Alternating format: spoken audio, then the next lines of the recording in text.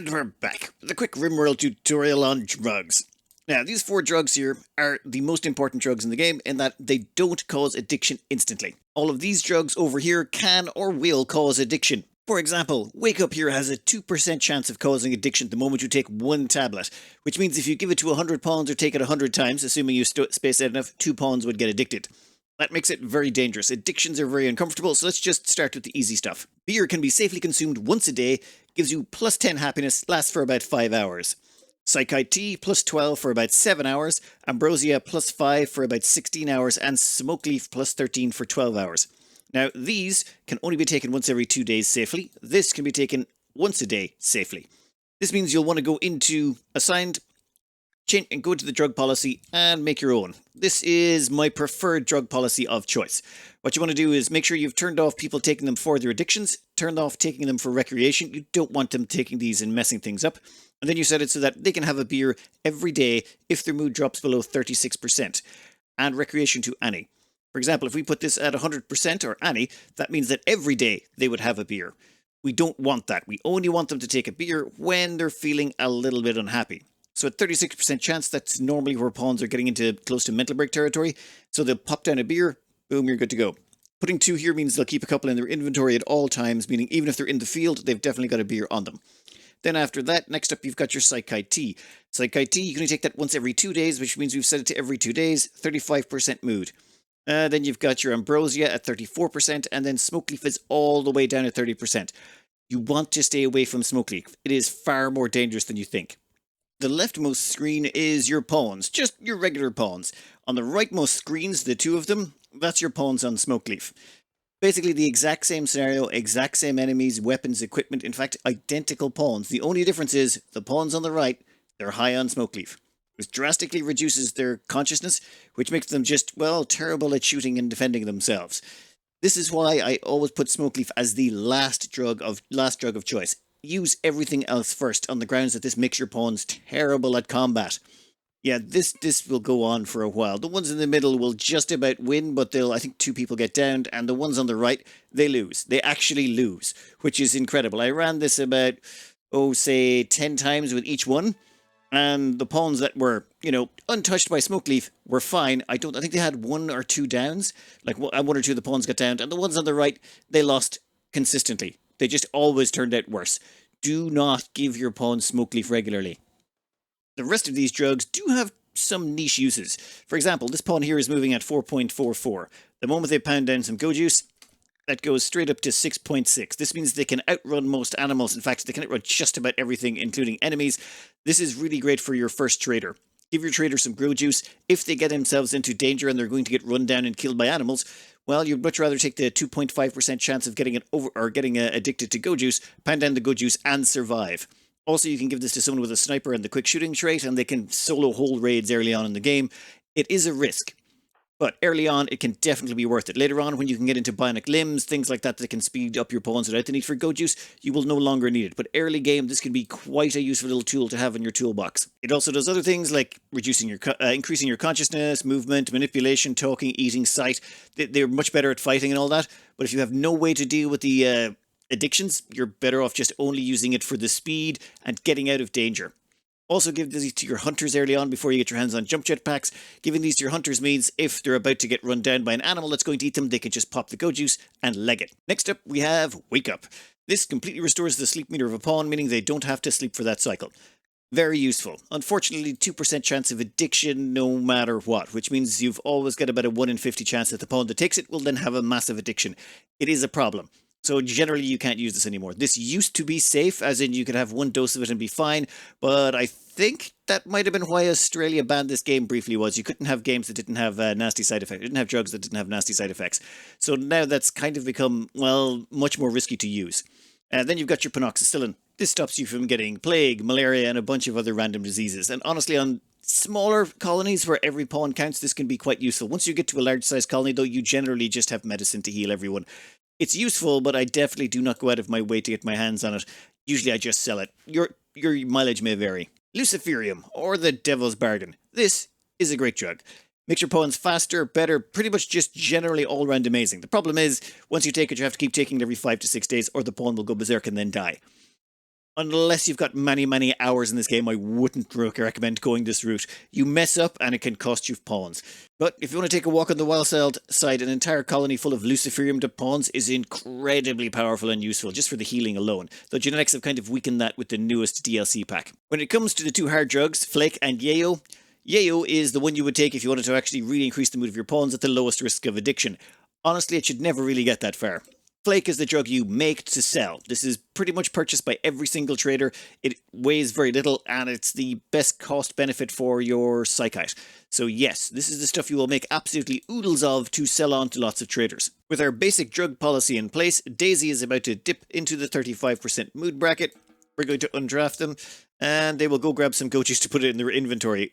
You will notice under the assignments here, everyone is going to hold one go juice on them. The reason they put in that go juice is so that when the time comes, or if they're getting hunted, we can just hit a button and get them to utilize it.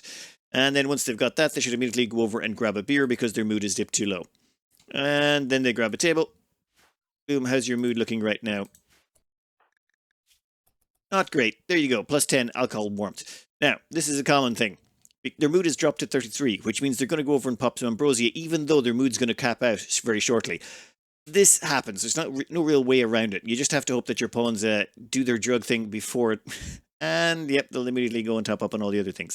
Excellent. And they're going to put the rest away in the presents. This sort of drug policy will really help you out when you get hit by high psychic drones, you get hit by raids, pretty much anything that drives down your moods. There can be a lot of stressors that can happen, and having them just automatically go and take drugs when they need them, absolutely incredibly powerful.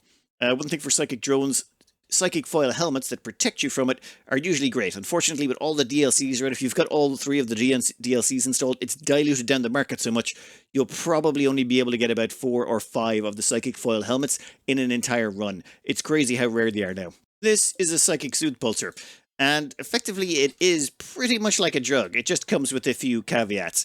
For one thing here, it gives you a strange feeling of 15 that lasts for a full 24 hours.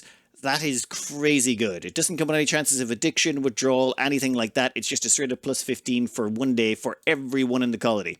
Those who are psychically sensitive get more out of it, and those who are psychically deaf get nothing out of it. Keep around a couple of these for when you get high psychic drones, and if things get really stressful, you can pop one to keep everyone happy, or use them after raids. They're basically a drug for everyone that has 0 side effects. Addiction and withdrawal. If a pawn does get addicted to one of the hard drugs, or a very good pawn comes by that you recruit that has an existing addiction, there are a few ways to get rid of it. One of the very traditional ones is to imprison the pawn and remove their legs. The reason that something so drastic is called for, the minus 22 mood, say from Go Juice withdrawal, is bad. However, they will also have random mental breaks on top of that. This can be very problematic, especially if they start fights, go berserk. You might have to actually beat them down and accidentally kill them. Psychic withdrawal is even worse at minus 35 mood. Alcoholism, minus 35 mood, though it tends to give way quicker.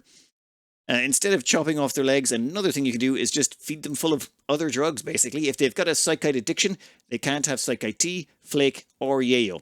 Well, that's fine, you're never going to give them any of those anyway. That means, though, you can still give them Smokleaf, and while Smokeleaf would be not great, it will actually help them withstand the low mood. One quick note on imprisoning drug addicts. The new DLC gives the dead calm gene. This basically means pawns that have it can't start fights, will never be violent, and won't ever prison break. Now what this has resulted in is regular pawns that you imprison, if their mood gets too low, the only break they can have is a crisis of faith. That's it. Crisis of faith is the only thing that can happen to them. I have had lots of these prisoners have crisis of faith, but none of them have made prison breaks, none of them have done anything violent at all. So in theory, if you paste dead calm onto a drug addict and then imprison them, they will just stay in prison and then occasionally have the odd mental break that results in them questioning their faith in God. That's it. As far as I'm aware, though I have not tested it myself, this is just based on some testing of just regular pawns. Why do I feel like people are still going to chop off the legs and just not use the dead cam gene? I mean, you don't have to peg leg your pawns. I mean, the pawns get to keep their original legs. You can give them bionic legs later if you want. There's no rush. Just stick dead cam on them. They'll be fine. That way they can still get up and feed themselves. If you want to get really creative, a nice thing to do is give them 2 addictions. Let's just take Daisy here with their Go Juice withdrawal. This addiction is giving them a minus 22. It's also messing a bunch with their consciousness, their moving, their manipulation, talking, all of this stuff. So then what you would do is you would start feeding them Flake. Flake has a very high chance of addiction, but I think it's 7% chance per dose, and you would set them up on a 1 flake dose every couple of days. After a while, they're going to get addicted to Flake, at which point you cut them off from both Flake and Go Juice. Little bit of dev magic, Psychite addiction installed. Let's just starve them of it quite rapidly, and they're now disabled. Without actually imprisoning them or chopping off their legs, we've made them incapable of doing anything, at least for a while. One of the addictions will wear off before the other, depending on how long you've had it. The addictions you've had the longest will take the longest to go away. So a newer addiction like the Psychite addiction, that will probably wear away before the Go Juice addiction, but it should get you through at least 15, 20 days, and that drastically cuts down on the amount of withdrawal where they're moving around the place and being problems. The same thing works with Psychite addiction and alcohol addiction, Go Juice addiction and alcohol addiction. Basically, if you've got any addiction at all, just throw in either Go Juice or Psychite on top of it generally, and it gets rid of it. You don't have to worry so much about ambrosia addiction. I think the negative is like a -5 or maybe even a -10 mood for 10 days. It's very minuscule. The only ones you really have to worry about are Go Juice, alcohol, and Psychite. Smokeleaf, I've never even... Yeah, it's not even that bad, I don't think. Smokeleaf withdrawal is -20, though honestly what gets you more with Smokeleaf is your pawns will get asthma in the lungs, which is why you usually want to get them off the Smokeleaf pretty quickly.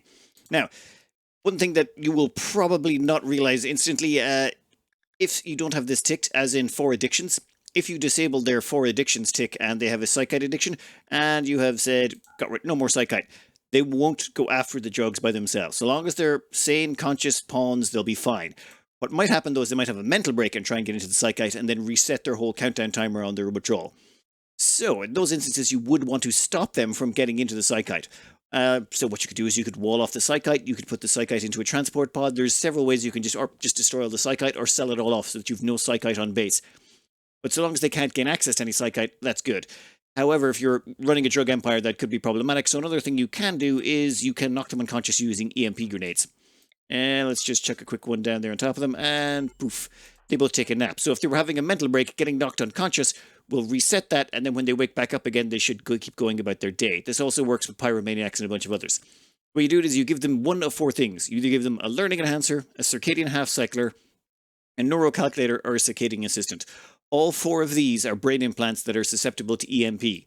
Now, it does make them terrible for holding a choke point when you're trying to use EMPs against mechanoids, but the ability to be able to knock pawns unconscious without having to commit any violence to them is quite useful in a lot of instances. 2 more traits you may have to deal with are chemical fascination and chemical interest. I used to avoid these like the plague, but honestly, it turns out they're not that bad. All you have to do is give yourself a decent drug policy and make sure they consume a little bit of drugs. They basically end up with this chemical bar here. This chemical bar goes up every time they consume chemicals. Beer, Smokeleaf, Psychite tea, any of that stuff. Any drugs they consume will drive this bar up. The longer they go without it, and once it gets down to the bottom, they'll start doing things like binging drugs. They will just ignore your directives, go and start grabbing drugs out of the storage and consume whatever's around. They will basically just, street sweepers. Whatever they can find, they will consume it. So, if you were to say schedule them to always have a beer, for example, we'll go in here, we'll just change beer to only if mood is any. This means every single day they will grab a beer. That's it, they're done. That will keep their chemical meter topped out at all times, and you'll never have to worry about them. However, it does make them mildly less easy to manage because you can't just schedule out the beers when they need it. They will just take a beer every single day. And there is one other thing on top of that that can cause problems. This is the Biosculptor pod. When a pawn goes in here, it basically puts them in suspended animation while something happens. Same thing could happen if you put them into a crypto sleep casket. However, the timers in-game do not finish. So, for example, if Luki, our chemical interest fascination person here, was put into our biosculpting pod for one of these things, say a begin to pleasure cycle, when they're in there, they would be frozen in time. However, just say they had a beer before they got in, they did their pleasure cycle, they popped back out, they go, oh, I haven't had a beer in like 5 days, I better go grab one. No, their body will still have the last beer inside them. The problem will be that they can then end up just taking a beer every day and their meter never goes down and then they eventually get addiction. So, if you're putting someone into a biosculpting pod and you've got someone set up to consume a drug every day, you're going to have to be careful about that. Though it is one of those niche things, just be aware of it. Also, one bonus to these things is chemical fascination. If you fill up their meter, it gives them a +6 mood. Chemical interest gives them a +3. So, they're not actually terrible, they're just mildly annoying. Montes here has been turned into a waster and comes up with Wake Up Impervious. They can never get addicted to Wake Up. Carriers cannot overdose on Wake Up. Immune to Wake Up addiction. Wake Up overdose chance factor multiplied by 0%. So, Let's see what happens if they just keep taking Wake Up all day, every day.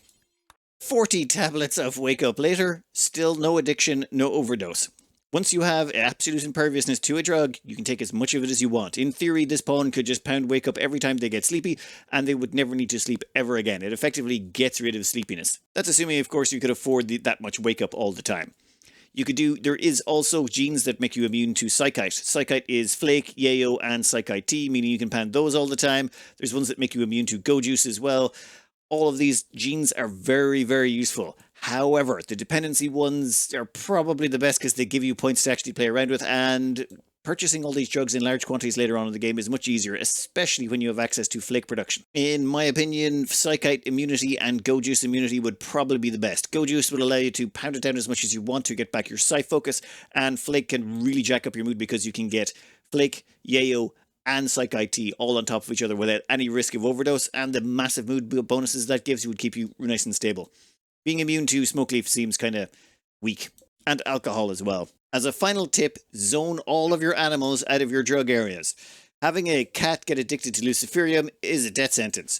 Having your huskies end up as alcoholics is pretty much par for the course. Everyone's done it at least once. Just zone all your animals out of the drug areas and you'll be fine. It's a little bit time consuming and a little bit annoying, but trust me, it's far better than having an alcoholic horse throwing up in your kitchen everywhere. Anyway, I hope this is at least mildly informative for you, and good luck!